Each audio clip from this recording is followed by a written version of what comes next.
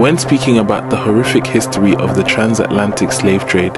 one of the most famous narratives is Roots by Alex Haley, which was first released as a book and then made into a popular TV series. This story was the narrative of a Gambian man named Kunta Kinte, who was captured and enslaved and sent to America, and follows the legacy and history of his family and the transmission of his story throughout generations until the author, Alex Haley, who was a sixth generation descendant of Kunta Kinte. And although there were strong allusions to Kunta Kinte's Muslim heritage throughout the TV series, and more specifically in the book, what is the link between Kunta Kinte and Fatima Fihri, the founder of Qarawiyyin University, the oldest university in the world? In the book, Alex Haley describes Kunta Kinte's grandfather as an Islamic scholar who moved from Mauritania into Gambia and married his grandmother. And Kunta Kinte was named Kunta after the tribe that his grandfather came from. This Kunta tribe were the descendants of a famous Sahaba named Uqba bin Nafi',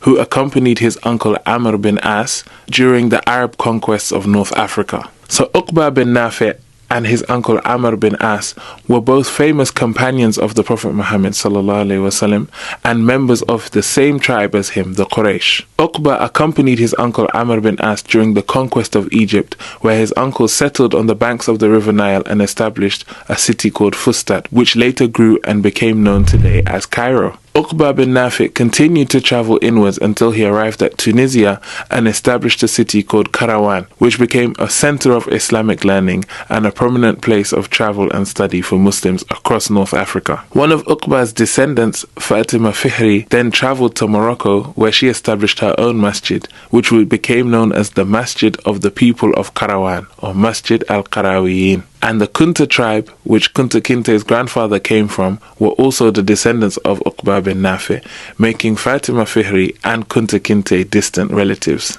This is a testament to the often unknown and untold history and legacy of Islamic scholarship in West Africa, as we see that this enslaved West African man had a lineage that traced its way all the way back to the time of the Prophet Muhammad ﷺ.